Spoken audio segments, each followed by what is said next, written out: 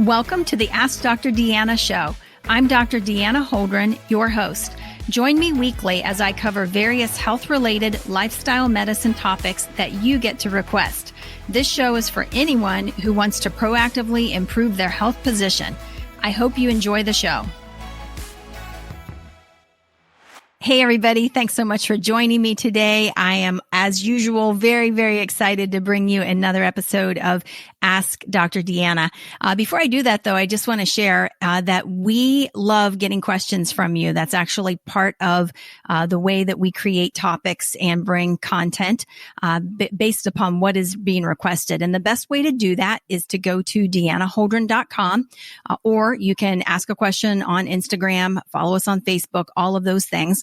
And in addition, I want to let you know that if you are enjoying the material on the podcast, all of the little, 10-minute sessions that I'm bringing you, there is more in detail in my most recent book, which is Dr. Deanna's Healing Handbook, which is available on deannaholdren.com as well. So just want to put that out there. Well, today's topic is all about self-care. And, right now, I know, there's so much going on in the world. We have basically just come off of the latest COVID surge. We've got other things happening throughout the world, that other world events that are very, very stressful. And I think that people are overwhelmed and, very stressed. And it's having an impact on our relationships. It's having an impact on so many things that we do. And I know for myself, I kind of get into a go mode, if you will. And as we were taking care of patients over this last surge of COVID, I was kind of on my A game and just go, trying to keep people out of the hospital, trying to keep the burden off of the hospital system, so on and so forth. And as we came off of that surge, it was just this huge, oh my goodness, I'm exhausted. It hit me. And it was this sort of exhaustion, overwhelmed sort of exhaustion. And I realized it was in large part just because of what I had been going through.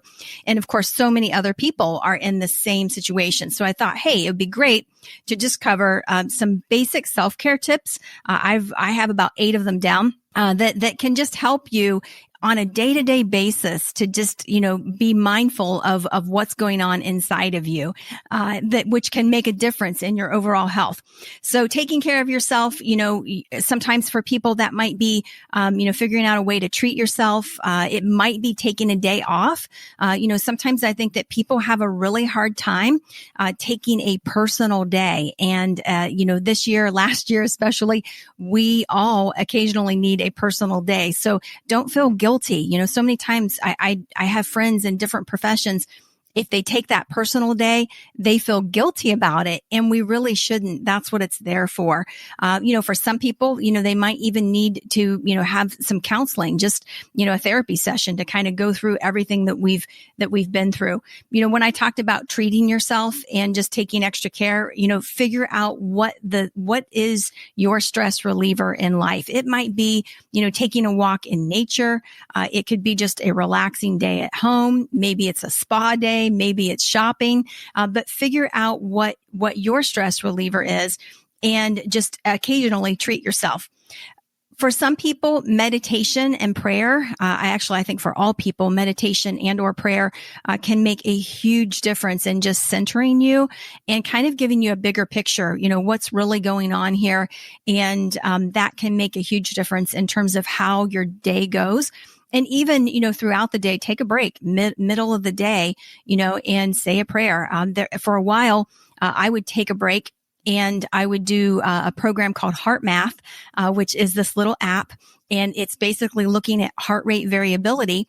And it's a way to basically trick your body into believing that it's not really stressed out at all. And it's through these breathing exercises. So that was one of the things I would do because I noticed on my Apple Watch that when I would get a break and do charts while I was at work, oftentimes I was holding my breath. And so I started doing this to see if this would make a difference. And certainly it did. So the second one, besides meditation and prayer, is taking thoughts captive. So many times when we are stressed or overwhelmed, we end up having an increase in negative thoughts, or your negative thought life, if you will. and taking those thoughts captive, especially thoughts that center around fear, because fear just absolutely robs life, and we want to live a healthy, vibrant life. So you definitely want to get in the habit of taking thoughts captive. And, personally, the best way I have found to do that is to, in a sense, meditate on all of the great things, meditate on everything that is good in your life, meditate on things that are good in the world. And as you are meditating or thinking about good, awesome, incredible, when you have a negative thought come into your mind, it doesn't line up. It doesn't fit. It's kind of like a puzzle piece. You're trying to stick it in there and it just doesn't fit. And so you'll recognize it. And then you've just got to decide, okay, that's not something that I need to be thinking about. That's not something I certainly need to be believing either. So that's a big part of it. Number 3, I grouped these two together, which is diet and exercise. And I'm not going to go a deep dive here because all of the past podcasts, we've talked a lot about diet for sure. But exercise is a big part of it as well.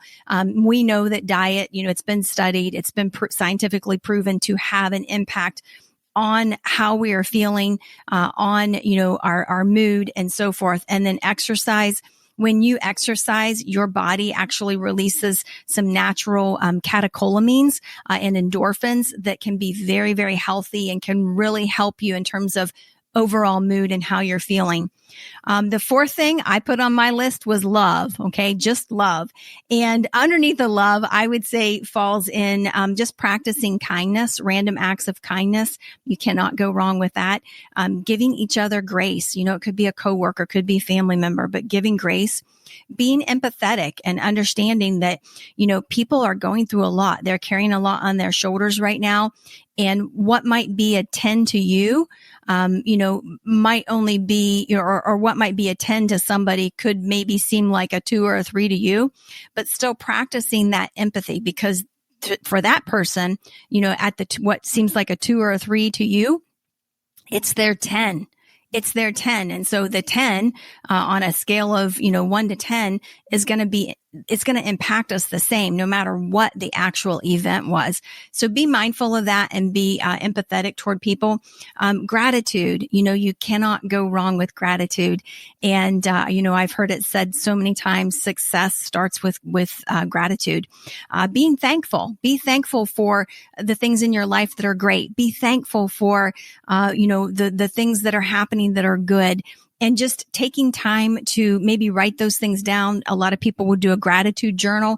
You cannot go wrong with that because again, it's positive thoughts and it is wiring your brain as you are thinking about those things, writing those things down. There is energy that is created in that thought, in that feeling as you are, thankful for the things that you have in your life. Number 5 on my list is sleep. We have to get enough sleep. Now, this is different for everybody. Some of you need 8 hours. Some of you need 6. Okay. It varies. And we should do, a talk or a podcast just on sleep. But sleep is super important. And the key is we have to be getting restful sleep. We have to be entering that, that REM sleep that you hear about, for restoration. So sleep is critical. Number 6, I have spend time with friends and family. These are, of course, friends and family that you love, that you enjoy being around, and that you always feel uplifted and energized when you leave their presence. Okay. So think about that. Who do you know that you just really enjoy their company? Spending time with those people will basically help. That's a form of self-care.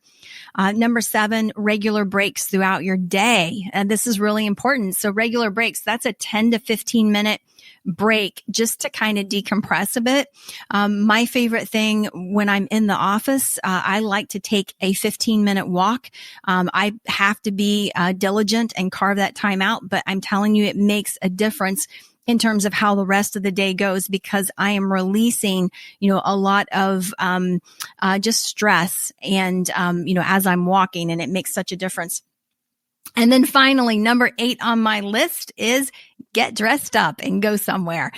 Always that makes such a difference in terms of how we feel. If you're having a bad day or you just don't feel good or whatever, get cleaned up, get dressed up, and it will absolutely change your outlook and make such a difference. So those are my tips, just simple things that can really help propel you through your day and help your day to be better. And then ultimately, when we're mindful of these things on a daily basis, what happens is we don't end up hitting that wall or feeling, tremendously overwhelmed or burnt out. I mentioned my example in the beginning, and one of the things that had happened there was as we had our latest surge of COVID, it was during cold winter months. And I was so busy that I actually let my 15-minute walk kind of slip to the wayside. And it made a difference. Okay. So at the end of that, I felt, definitely overwhelmed. And so I look back at that and go, gosh, this is what I could have done differently. It would have made a difference. I had a great habit. I let it slip, during a time of stress, which was really when I needed that great healthy habit. So I hope this has been helpful and has encouraged you to take care of yourself. And thanks so much for joining in today. Have a great day.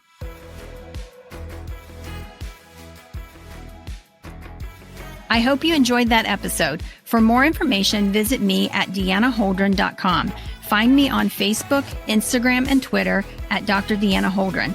I really want to hear from you, so message me. I love taking your messages and creating topics from them. Please rate, review, subscribe, and share my show with those who have an interest in health and wellness. Thank you for tuning in, and see you next week.